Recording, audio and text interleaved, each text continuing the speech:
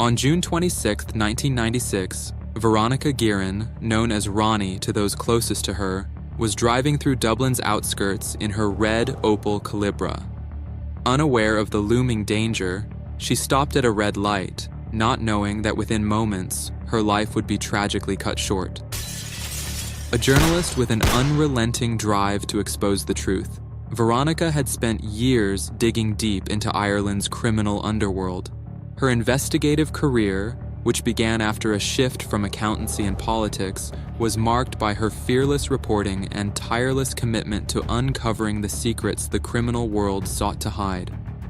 By the early 1990s, Veronica was already at the forefront of investigative journalism in Ireland. She had immersed herself in exposing the darkest corners of Dublin's crime scene, going directly to the criminals she was investigating. This direct approach, combined with her insatiable hunger for truth, often led her to dangerous situations. It wasn't just the criminals she reported on who took notice of her work. She quickly became a target. After publishing explosive articles about various gang leaders, threats began escalating. In 1994, her home was shot at, and she was later shot in the leg. Despite these terrifying incidents, Veronica remained resolute in her pursuit of justice. Her work on the murder of the notorious drug boss Martin Cahill and subsequent coverage of other high-profile criminals brought her face-to-face with figures like John Gilligan and his associates. Yet, the very criminals she exposed would ultimately exact a horrific price for her determination. Despite all the threats, she refused to be intimidated, even after a direct warning from Gilligan himself. Her vow to continue speaking out against the Irish drug trade would eventually cost her life, but it would also spark a revolution that brought down powerful figures in the underworld. Peter Fatso Mitchell's name became synonymous with Ireland's drug trade during the 1990s, particularly his involvement in the infamous John Gilligan crime syndicate. A Dublin native, Mitchell grew up in the harsh environment of the city's north inner city, where crime and violence were daily realities. Early in his life, Mitchell started with small-time drug dealing, selling cannabis and ecstasy. However, it wasn't long before his ambition grew, leading him into more dangerous and profitable areas of crime. In the mid-1990s, Mitchell became a trusted lieutenant of John Gilligan, who had built a lucrative drug empire in Ireland. Gilligan, initially hesitant to enter the narcotics trade, was convinced by Mitchell to jump into the business full force.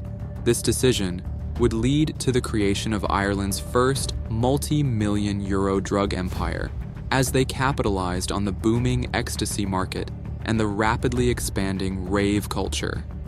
Together with Gilligan, John Traynor, and others, Mitchell helped build a network that flooded Ireland with illicit drugs, raking in millions of euros. By 1994, Mitchell was a key player in the operation, handling street-level distribution and overseeing large-scale drug shipments. Despite their growing success, Mitchell and his associates were always walking a fine line, one that would eventually catch up with them.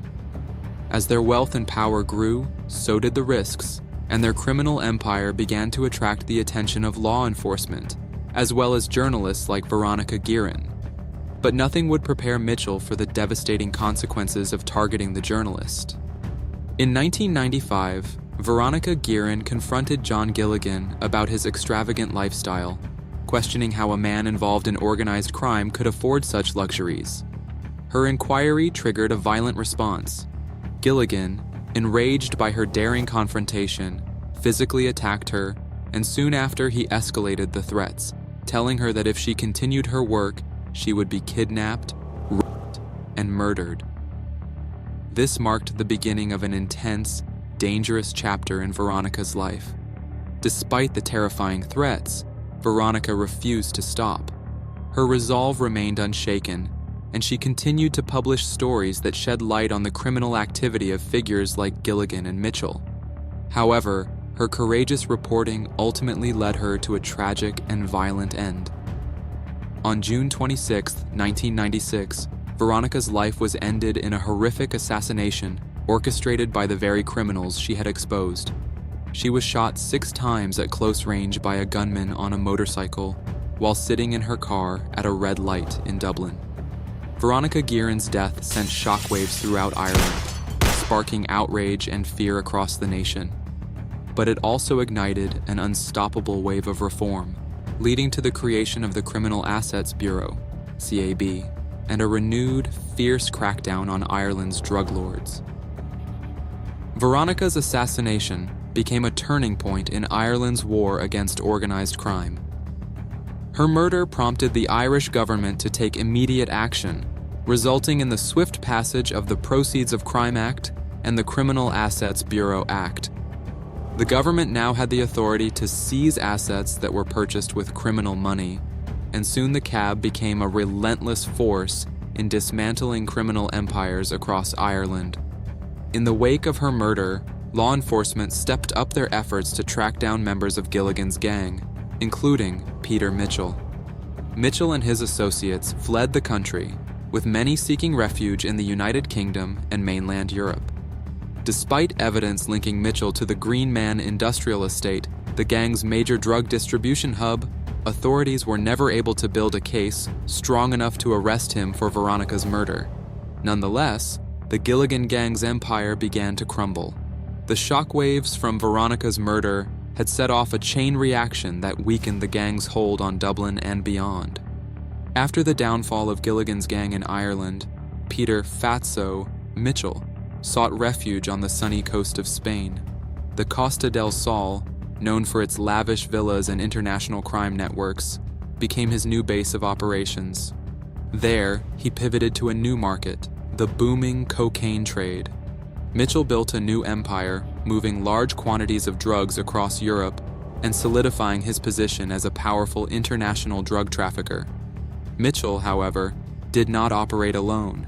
He surrounded himself with dangerous associates, including George the Penguin Mitchell, and kept close ties to John Traynor, who had been living in exile after the fallout from Veronica Guerin's murder.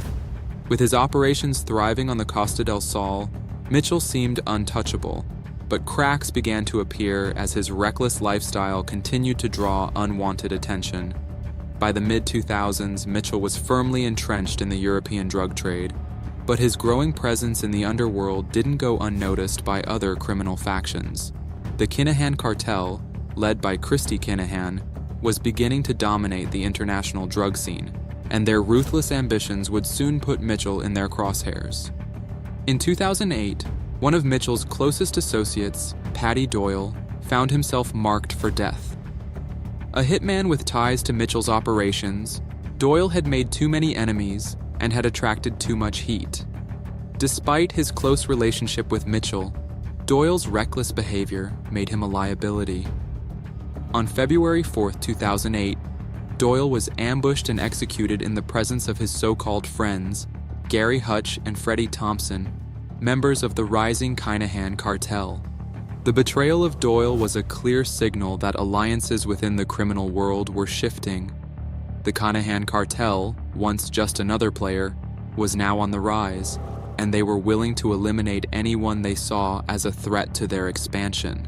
The murder of Doyle marked the first casualty in what would become a brutal and ongoing battle for supremacy in Europe's criminal underworld. Later, in 2008, Peter Mitchell himself became the target of an assassination attempt.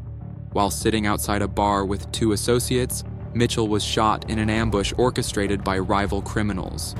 Although he was wounded, Mitchell survived the hit, a stark reminder that even those at the top of the criminal world are not immune to betrayal. The failed hit marked a turning point in Mitchell's relationship with the Kinahan cartel.